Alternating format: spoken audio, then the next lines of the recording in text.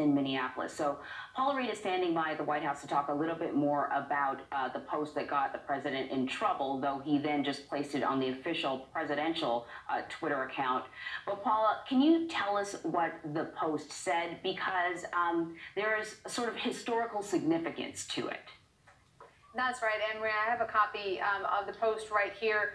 The president says, quote, "These thugs are dishonoring the memory of George Floyd, and I won't let that happen. Just spoke to Governor Tim Walz and told him that the military is with him all the way. Any difficulty, and we will assume control. But when the looting starts, the shooting starts."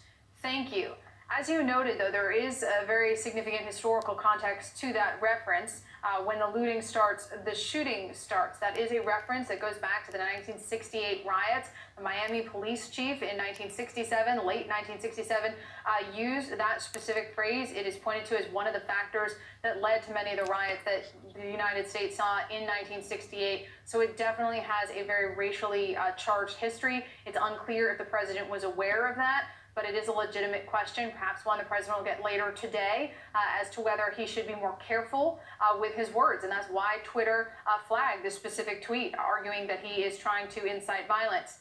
We have reached out to the White House about the fact that Twitter flagged this tweet. They have not responded to us directly, but as you noted, they've doubled down on this. They have retweeted that tweet from another official White House account. Twitter has also flagged that. The president has also tweeted, though, today about Twitter, arguing that they are trying to regulate speech, restrict speech. But it's important just to remember Twitter is a private company that the president continues to use. He's quite prolific on Twitter, and the right to free speech, that is a constitutional reference that talks about the government cracking down on citizen speech. And here it's the president that is trying to use his power as the government to crack down on a private company. And pretty much across the board, legal experts say he does not have the authority to stop Twitter. No. Yeah, Paul, the president signed this executive order targeting the legal protections offered to social media companies, including Twitter. The president, as you say, tweeted that Twitter is doing nothing about all the lies and propaganda being put out by China or the radical left Democratic Party. But I'm interested in one key sentence in his tweet. Until then, it will be regulated. The president has no authority to regulate Twitter, does he? That's right. The president got out over his skis a little bit, legally speaking, suggesting that he was going to issue an executive order that would roll back Twitter's protections. But those protections come from a 1996 law that shields companies from liability for things that are posted to their sites. And only Congress can roll back those protections. And while there are instances in which the president can use administrative law, administrative powers to try to regulate and apply pressure, in this specific case, he's trying to roll back a law that was passed by Congress, and only Congress can roll back those protections. Yesterday, the president was asked if he anticipated legal challenges to this. He said yes. He sort of joked, well, it won't be challenged. But across the board, it does not appear that there is any precedent to support that the president has the authority to do this. So are we getting any response from any of these social media platforms like Twitter?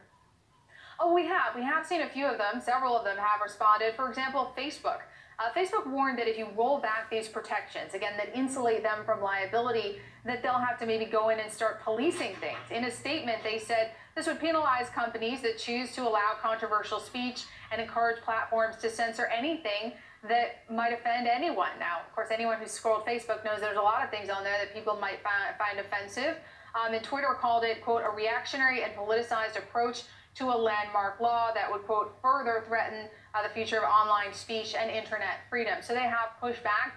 They've also seen some of these companies have seen their stocks decline a little bit after the president made it clear that he is going to try to come after them. Even if this executive order won't work, he's really brought this into the national conversation.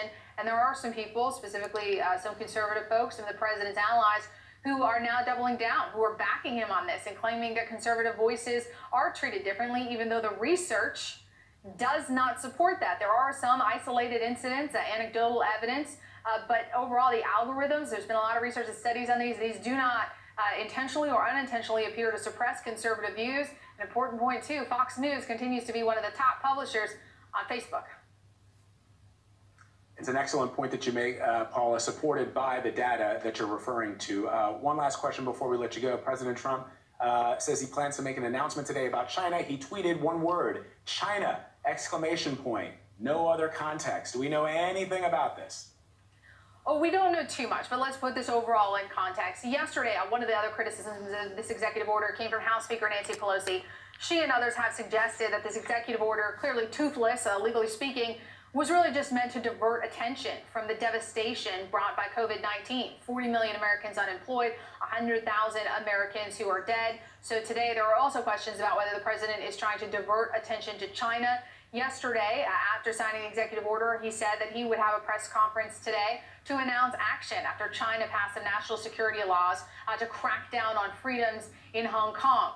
We've learned, our colleagues here are reporting that this morning the president will be presented with some options. We didn't actually know what policy it was yesterday. He'll be presented with some options. We expect it will likely be something connected to trade or visas. We asked the top economic advisor, though, Larry Kudlow, just an hour or so ago, if he knew what was happening. All he would say is that China is a bad actor. So clearly a concerted effort on the White House's part to divert attention to China, not only to distract from its own coronavirus response, which has come under criticism, but also to try to pin blame on them. And then seeing what's happening in Hong Kong, it appears that they may take some sort of measure against China. All right, Paula Reed for us, standing by at the White House as always. Paula, we appreciate it so much. We thank you very much.